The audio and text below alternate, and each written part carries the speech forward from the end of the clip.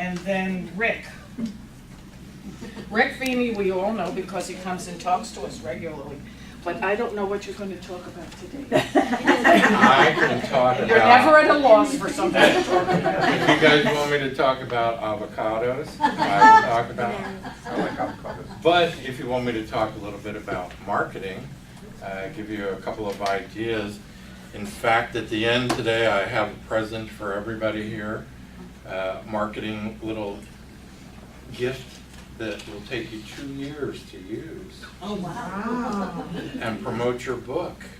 So the format for this is each speaker will have 5 minutes to talk about their topic, and then we'll have 5 minutes for you guys to ask questions, and then we'll move on. So, how do we begin?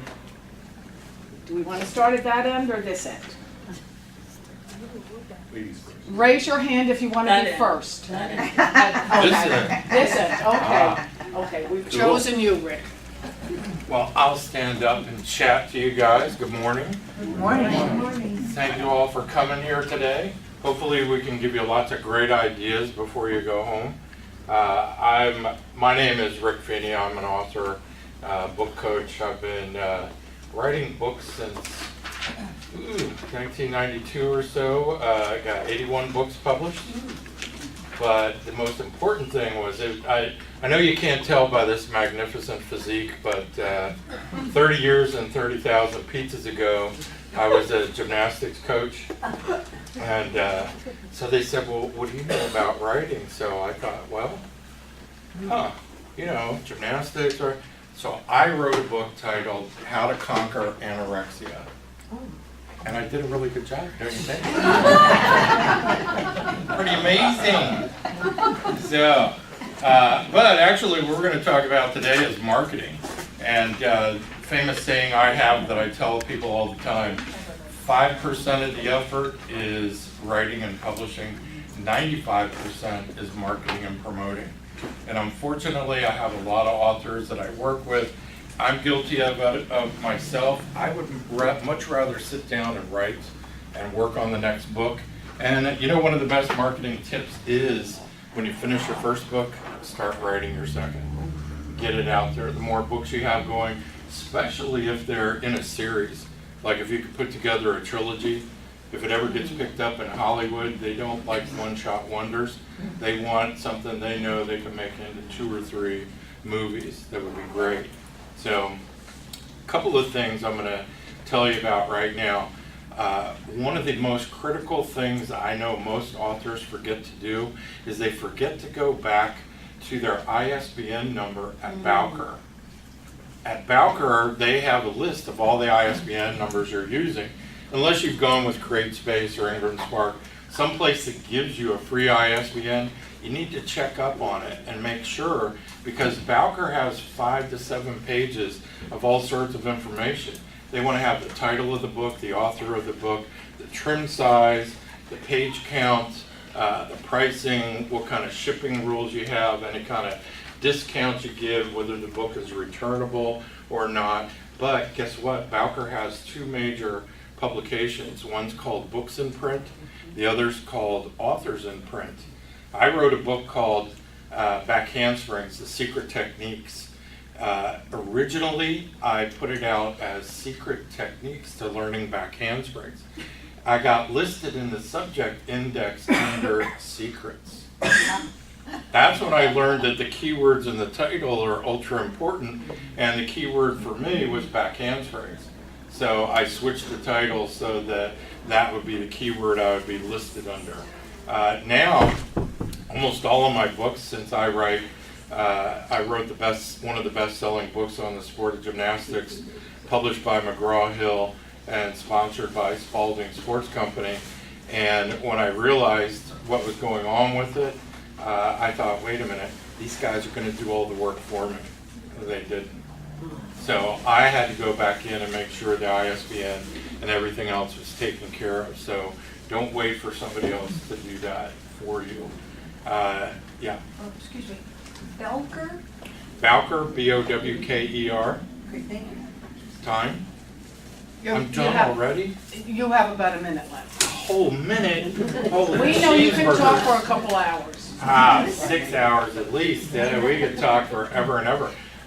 Biggest thing, guys, is go out, take a look at, the biggest thing with marketing is test, test, test. That's what most people don't do. They don't test their covers, they don't test their titles, they don't test the marketing description on the back of the book. You have to go up and check these things all the time. Another thing is keywords. When you put your book up on, so it goes out on Amazon or whatever, have you got the proper keywords? Go take a look at your competition. What keywords are they using? What categories are they putting their books in? You may be in a wrong category. And even though they only give you 2 initially, you write them a letter, they will let you put in more categories. So, anyway, I'll move on and let Mr. Well, no, we have a Q&A. Oh. So, and people can ask you questions for another 5 minutes. Cool. Okay. Is there anything else that you would recommend in taking care of your ISBN number in addition to looking at your titles and categories? Well, I think number one, you should put an ISBN on everything. Even though when you put a Kindle up, you're not required to put an ISBN on it because only Amazon sells Kindles. They will put an ASIN, which is an Amazon stock inventory number. But I found out that producers and directors in Hollywood, if they find a story they like, they go to Bowker because they can punch in the ISBN number and they can find out how many books have been sold. So the author generates the ISBN? No, Bowker generates it. Okay. You get a choice of buying 1, 10, 100, or 1,000. Typically, I tell people buy a minimum of 10 because every different format you have for your book, if it's an ebook, it needs one ISBN. If it's a paperback, it needs a separate ISBN. If it's a hardcover, it needs a third ISBN. If it's an audio book, it needs a fourth. Even if you do a Kindle, that's separate than an ebook. It needs a separate ISBN for that. So you could use up 5 ISBNs pretty quickly. What does that cost about, let's say, buy 10? If you buy 10, it's like $295.